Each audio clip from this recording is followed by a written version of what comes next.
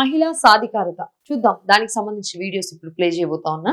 And ఇది first picture. Women కి 33% of the reservation కల్పించాలి అని చెప్పేసి బీజేపీ ప్రభుత్వం ఏదైతే చెప్పిందో దాని గురించి ఏపీలో ప్రత్యేకంగా అసెంబ్లీ సమావేశాలు నిర్వహించబోతా ఉన్నారు నారా చంద్రబాబు నాయుడు గారు. సో స్టేట్మెంట్ ఏంటో ఫస్ట్ చదువుదాం. త్వరలో అసెంబ్లీ పనుల ప్రత్యేక సమావేశాలు నిర్వహించనున్నట్టు సీఎం చంద్రబాబు కూటమి నేతల టెలికాన్ఫరెన్స్ లో తెలిపారు. మహిళా రిజర్వేషన్ బిల్లును కాంగ్రెస్ తదితర పార్టీలు వ్యతిరేకించడంపై సభలో చర్చిద్దామని చెప్పారు. ఆయా పార్టీల వైఖరిని అసెంబ్లీ వేదికగా ప్రజలకు తెలియజేద్దామని పేర్కొన్నారు. కాగా 10 రోజుల్లో శాసనసభ సమావేశాలు ప్రారంభమయ్యే అవకాశం ఉంది. మా సమస్యలపైన మీరు ప్రశ్నించడానికి, మా సమస్యలను లేవనెత్తడానికి, మాకు రిజర్వేషన్ కల్పించడానికి మీరు ముందుకొచ్చారు. చాలా కృతజ్ఞత. కానీ ఇక్కడ కొన్ని మాట్లాడుకుందాం. ఇంకొక వీడియో ప్లే చేస్తాను చూడండి.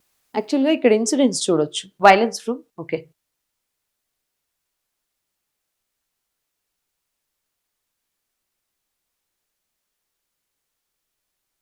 this is the situation of social media right now. Every woman, there is a lot of women are asking like what's going on in Manipur. Modi గారు ఏం చేస్తా ఉన్నారు? స్నాక్స్ టేస్ట్ చేయడం, ఆయనకి సంబంధించినటువంటి ఎలక్షన్స్ ఉన్నటువంటి రాష్ట్రాల్లో తిరిగి చిట్చాట్ చేయడమో చేయాల్సింది. మరి మణిపూర్ సంగతి ఏంటి? ఎవరు పట్టించుకుంటారు? అక్కడ జరుగుతున్న మరణ కాండల సంగతి ఏంటి? ఇక్కడ ఉన్న మహిళల అభద్రత గురించి ప్రశ్నించేది ఎవరని చెప్పి అడుగుతా ఉన్నారు.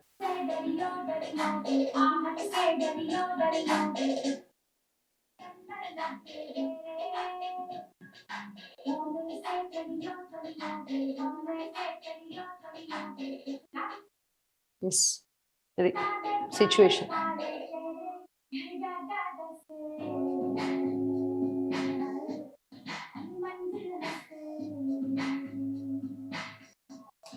Yes, అది సిచ్యువేషన్ ఏంటో తెలుసా?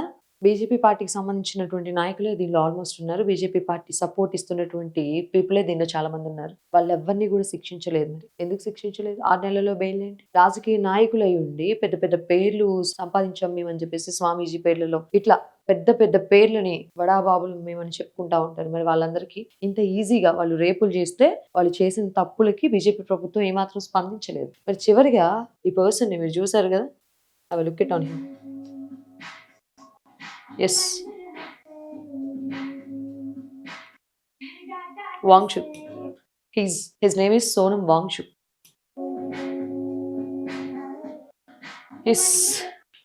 He raised his voice for Ladakh and constitutional rights. Is still kept in detention. ప్రజాస్వామ్యబద్ధంగా ప్రశ్నలు అడిగే వాళ్ళకి ఇలా జైల్లోనే పెడతారు.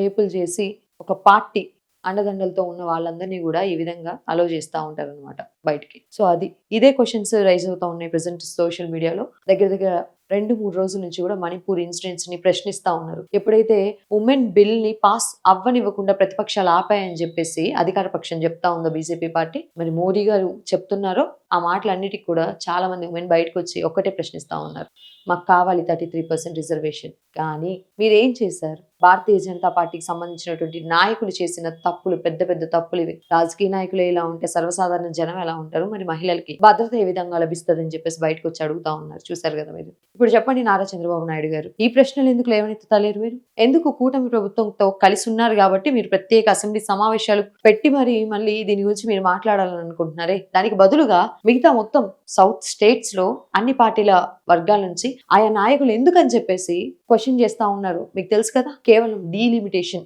అనే దాన్ని 33% ఆఫ్ ద ఉమెన్ రిజర్వేషన్ బిల్లుకి ముడి చేసి ఏదైతే పెట్టారో అది నచ్చక, ఇది మీకు కూడా తెలుసు, మీరు కూటమి ప్రభుత్వంతో కలిసి ఉన్నారు కదా అని చెప్పేసి మీరు ఇలాంటివి చేయడం అనేది మాకు వినడానికి బాలేదు. ఒక రాష్ట్ర సీఎం అయ్యారు మీరు కదా, మరి మేము ప్రశ్నించాలి కదా, మిమ్మల్ని అడగాలి కదా. మా రైట్స్ కోసం మేము అడుగుతున్నాం, కానీ మా రైట్ పై ఇది కాదు. సో మీరు అడిగితే అందరూ మొత్తం పార్టీల రాజకీయ నాయకులు ఏ విధంగా అయితే అడిగారో అదే విధంగా మీరు అడిగితే బాగుంటుందని చెప్పేసి ఎదురు చూస్తా ఉన్నాం. అసలు డీలిమిటేషన్ కి 33% రిజర్వేషన్ ని లింకప్ చేయడం ఏంటంటే, ఎందుకు మీరు అసలు ఇప్పటి వరకు ఆ ప్రశ్నను లేవనెత్తుతలేరు? అన్ని పార్టీల నాయకులు అడిగారు, మరి మీరు ఎందుకు అడగడం లేదు?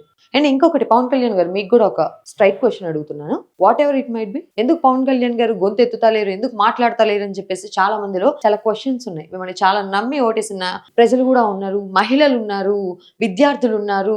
అసలు కేటగిరీ సంబంధం లేకుండా మీకు ఓట్లేశారు.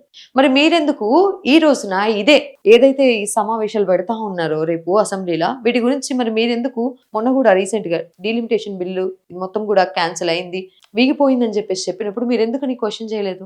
మీరు కూడా మద్దతుగా ఎందుకు నిలిచారు? అంటే మీకు తెలీదా ఉమెన్ కి ఏం కావాలని చెప్పేసి నిజంగా బీజేపీ ప్రభుత్వానికి అంత చిత్తశుద్ధి ఉన్నట్లయితే గనక అసలు డీలిమిటేషన్ బిల్లుకి ఉమెన్ రిజర్వేషన్ బిల్ ని అసలు అటాచ్ చేయరు. అది మీకు కూడా తెలుసు. ఎంతవరకు ఇలా మాట్లాడతారు? మరి వీటన్నిటి సమాధానం చెప్పేదారు. అండ్ పవన్ కళ్యాణ్ గారు ఇంకొక విషయం, మహిళల భద్రత, ఆడపిల్లల భద్రత అని చెప్పేసి మీరు అంటున్నారు. మాకు భద్రత కావాలి. ఇలాంటి సమయంలో మీరు ఖచ్చితంగా క్వశ్చన్ చేస్తే బాగుంటదని ఎదురు చూస్తా ఉన్నాం. అర్థం చేసుకోండి ఒకసారి. ఇలా లింకప్ చేయడం కరెక్ట్ కాదని చెప్పేసి ఫైట్ చేయండి. కూటమిలో మీరు కూడా ఒక పార్టీ కదా. చిన్నదైనా పెద్దదైనా ఏదైనా కానీ మోదీ గారిని కలిసి మరి మాట్లాడగలిగే క్యాబుల్ ఉన్నటువంటి పర్సన్ మీరు కూడా కొంతవరకు ఆలోచించి ఇది ఇలా లింకప్ చేయడం కరెక్ట్ కాదని చెప్పేసి చెప్తే మాకు రావాల్సినటువంటి 33% రిజర్వేషన్ బిల్స్ వస్తాయి. మేము కూడా మాకంటూ ఫ్రీడమ్ ఉంటది. మాకంటూ చట్టసభలో మాట్లాడడానికి, మా సమస్యల మీద మాకంటూ గలం విప్పడం కోసం మాకు ఒక రైట్ ఉంటది. ఆ రైట్ ని మాకు కల్పించండి. కల్పించడం కోసం మీరు ఫైట్ చేయండి. సో మేము ఇలా అసెంబ్లీ సమావేశాలు పెడతా ఉన్నాము, అత్యవసర అసెంబ్లీ సమావేశాలు ఒక 10 రోజులు నడుస్తాయని చెప్పేసి అంటే కుదరదు. అది కాదు కదా. ఓకే, సమావేశాలు జరుగుతాయి, ఎవ్రీథింగ్ ఈజ్ ఓకే. కానీ మీరు లేవనెత్తాల్సినటువంటి ప్రశ్నలను ఎందుకు లేవనెత్తలేదు? ఇది చాలా important issue for every women, not only right now in Telugu states. 2 Telugu states లో కూడా, ఒక ఆంధ్ర అని కాదు, తెలంగాణ అని కాదు, ఇండియా మొత్తం అడుగుతా ఉంది. మరి మీరు చెప్పండి, మీకు అన్ని లాంగ్వేజెస్ వచ్చు, మీరు మాట్లాడగలుగుతారు. హిందీ వచ్చు, ఇంగ్లీష్ వచ్చు, తెలుగు వచ్చు. అందరు మహిళలు అడుగుతా ఉన్నారు. మరి సోషల్ మీడియా ప్లాట్ఫామ్ లో చాలా, అంటే నాకు తెలిసినంత వరకు మీరు చాలా యాక్టివ్ గా ఉంటారు సోషల్ మీడియా ప్లాట్ఫామ్ లో. ఎవరికైనా ఇలాంటి సమస్య వచ్చినా ఆంధ్రాలో ముందుండి వాటిని పరిష్కరించే దిశగా, రోడ్ల విషయంలో కానీ వీటన్నిటిలో కూడా. అలాంటప్పుడు ఇవి కూడా చూడండి ఒకసారి. ఇలా ఉంది situation. Women are literally wanted they 33% of reservation, but delimitation తో మాత్రం యాడ్ చేసి కాదు, అలా లింకప్ చేసి మాత్రం కాదు అని చెప్పేసి మోదీ గారికి తెలియజేయమని చెప్పేసి నా రిక్వెస్ట్.